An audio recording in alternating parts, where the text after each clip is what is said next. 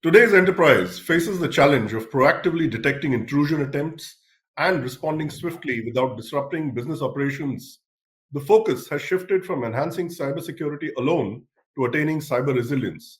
Now, cyber resilience involves the capability to anticipate, withstand, recover from, and adapt to adverse conditions, stresses, attacks, or compromises on systems that use or are enabled by cyber resources. Today, we have with us Mohammad Feroz Khan, Head of IT Security, Compliance and Projects at TotalEnergies EP Qatar. And thanks for joining us, Feroz. And Feroz is going to, we're going to have a discussion with Feroz in understanding what the landscape is looking like from a cybersecurity, standpoint, and what the future holds. Uh, Feroz, to start with, why don't you tell us a little about yourself? So, first of all, thank you, Anup, for the wonderful introduction. Myself, Mohammad Feroz Khan. I have been working with Total Energies for 27 years now. I have been working in Abu Dhabi, UAE for 10 years. Then I moved to Qatar. Just to tell you something about myself, I'm a sports person as well. So I used to take part in boxing competitions during my early college days. I have participated with the state level. Okay, so that was my thing. And I love chess and I love to meet people. And I think that's it. Thanks for that, Feroz. Clearly, you've been a boxer, and today I think the way technology and IT is shaping up or has shaped up, you always need to have your boxing gloves on, right? So, Feroz, why don't we, start? We've got a set of discussion points, and why don't we take it from there? So, firstly, Feroz, we'd like to know what is your recommendation in building a comprehensive cybersecurity strategy to align with the overall business objectives. For me, the comprehensive cybersecurity strategy should be based on some principles. Okay. One is aligning with the business objectives, Mhm. uh, supporting the mission, vision, and goal of the organization, and then as well as the risk appetite and tolerance. So the strategy should also consider the legal, regulatory, ethical obligations of the organizations, as well as the expectations and needs of its stakeholders, such as customers, partners, or employees or shareholders. Um, Adopting a risk-based and proactive approach, the strategy should have, I mean, assess the most critical and likely threats and vulnerabilities that could affect the organization assets and the operations and their reputation. So, we should identify those first. Okay. The strategy should also define some appropriate controls, measures to prevent, detect, respond, and recover from cyber incidents. So then integrating the organization with cultural and processes, security awareness is one of the key objective. And I think we all talk about cybersecurity and the way we do it. So for me, it's not all belongs to only IT or the cybersecurity people. It's the duty of each and every one. So I think that's some of the topics, some of the points, and I think it should be considered.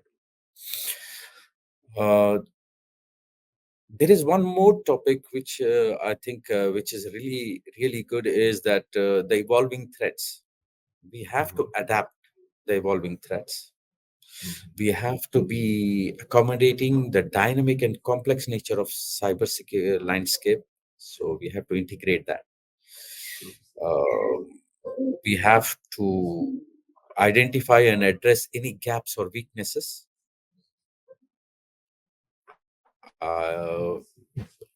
for implementing the cybersecurity framework. I think these are some of the key principles I think we have to consider. Sure. Based on that, we can implement a good cybersecurity framework. Thanks for that. And I think you're absolutely right. You need to put some of the principles in place. And then, of course, once you've put it in place, you need to measure the effectiveness as well. So, following on, my next point is what metrics do you use to measure the effectiveness of your cybersecurity program? And how do you report these metrics to stakeholders? The number and severity of security incidents, breaches that occurs in a given period. Let's take that how they were detected, contained, and resolved. The percentage, let's say the percentage of compliance and security policies, standards, and best practices, okay, which you put across the organization. The average time and cost to identify, assess, and remediate security vulnerabilities and risk in our systems and networks. These are some of them, along with the level of awareness and satisfaction of our employees. So that is also one of their. There is one thing which is the return of the ROI. Hmm. If you agree with me, Anup, ROI and the VAR of security initiatives or the project, which is aligned with our business objectives and the priorities. So we report these metrics to our stakeholders in various methods, using dashboards, Power BI, sometimes using visual or interactive way to give them the complete. Sometimes we do some presentations to our stakeholders describing the nature of the effect, what we are getting, and then we do some kind of surveys to get their feedbacks. So I Excellent. think these are some of the ones which we use it in our day to day to report all this information with our stakeholders. So, Feroz, a while back, you touched upon the threat landscape, and I agree with you that the number of cyber attacks and the threat landscape is only on the rise. Now, while we understand that zero trust frameworks mitigate the impact and severity of cyber attacks, we'd like to get a perspective from you on how can organizations become future ready with respect to cyber and data security. For me, I have a different approach. To be frank with you, I have heard about zero trust framework for a long time now. And I have been discussing with several of my colleagues, the CIOs, CISOs, and other people around. So for me, I would rather go with an approach to of becoming a future ready with respect to cyber and data security by adopting a holistic or agile framework that covers the entire life cycle of cybersecurity from prevention to detection to response and to recovery. Such a framework should be aligned with the organization's strategic objectives, risk appetite, regulatory compliance requirement. It should be also adaptable for changing threats landscape and the evolving need for the business. I can give you some key elements for the framework. A clear governance structure that define roles, responsibilities, policies, procedures, and metrics reporting of cybersecurity across the organization should be put in place. A comprehensive risk assessment that identifies, prioritize, and most critical assets, threats, and vulnerabilities. A proactive protection strategy need to be implemented and maintained with best practices and standards for securing the network systems, data, user encryption, like authentication, like backup, patching, firewalls, etc., etc., etc. Again, a robust detection capability that leverage advanced tools and techniques such as artificial intelligence can be used, machine learning, threat intelligence, which can monitor, analyze the cyber activity and identify any anomalies or incidents. A speedy recovery process that also need to be put in place to normalize the operation and services as quickly as possible and the root causes. By adopting such a framework, organization can enhance their resilience and readiness to face the current and future cyber challenges. So, Feroz, you did talk about artificial intelligence, emerging technologies. Now, in that context, Gen AI has been disrupting the business landscape, right? And every enterprise is looking to adopt, adapt, see how they can leverage Gen AI. Tell us what, in your view, are the key benefits and challenges associated with the integration of Gen AI or AI with cybersecurity. If I can give you an example, generative AI is a powerful tool, okay, which can create novel and realistic content, images, text, audios, videos, uh, from scratch or based on existing data. This can be many positive impact on cybersecurity, such as enhancing data protection, privacy, encryption, as well as enabling faster and more accurate threat detection and response. However, generative AI also poses significant risks, such as generating fake, malicious content that can deceive, manipulate, or harm users or systems or network, as well as increasing the complexity and uncertainty of cyber attacks and defenses. By combining generative AI and AI with cybersecurity, we can leverage the advantage of both technologies to enhance the security posture and capabilities, which can optimize our security processes and solutions, which is really good for the organization. And today, we all are moving towards this technology, and I think we there is no stopping point. But we have to be aware. We have to be aware, and we have to make the stakeholders or the organization be aware of this usage. Firoz, you did talk about regulatory and compliance a couple of times, and Yes. obviously business needs often drive technology implementation, but compliance adds another layer of complexity. So how do you balance these aspects? As in, we'd like to get a bit of your perspective on this one.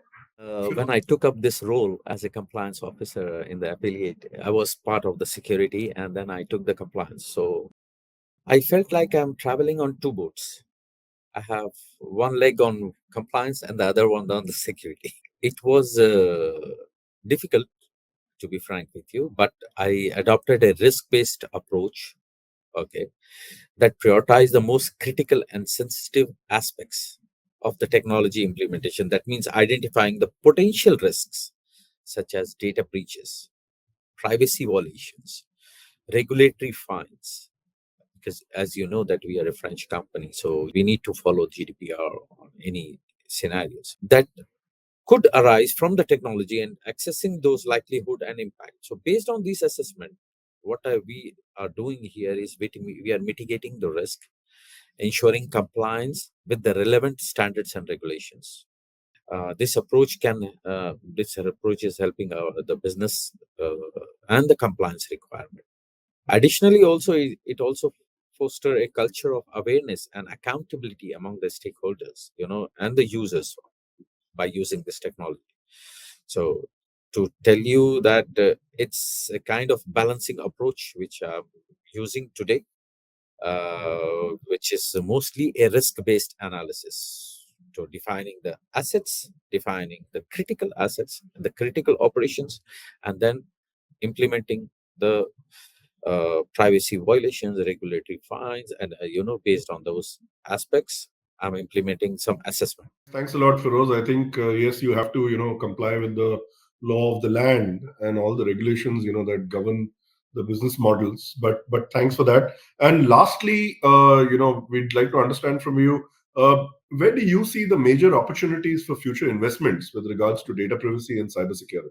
Compliance is the major opportunities for the future investment for data privacy. Let's say that adopting a compliance by design framework which integrates compliance requirement into the early stages of any technological development or the projects which is getting implemented. By this way, the compliance is not an afterthought or a barrier, that also act as a guiding principle that informs the design and implementation of technology solutions. Recently, we have implemented 3P by design. Let's take an example. So I'm just giving you an example. Compliance by design can also reduce risk, cost, and delays, as well as it also enhance the trust and reputation of the organization. Sometimes it's not the attack or not the issue. It's about the reputation of the organization which is at stake due to this not following some small guidelines. If I describe you in this way, being in the Gulf region, we do it in two ways. One is we implement the European law, which is again the GDPR, and then we implement the local law. Okay. So what we do is we use the some examples I can give you, like compliance by design principles, where we identify the document or relevant compliance obligations and standards for each technological project. We will involve compliance experts or stakeholders in the Mhm. planning and testing phases. We will put in place compliance controls to safeguard the technology, architecture, and functionality, monitor and audit the compliance performance and effectiveness of technological solution. Thanks a lot, Feroz, for sharing your insights and discussing some of your strategies. We really appreciate that. Thank you so much for your time, and look forward to meeting you in person shortly. Thank you.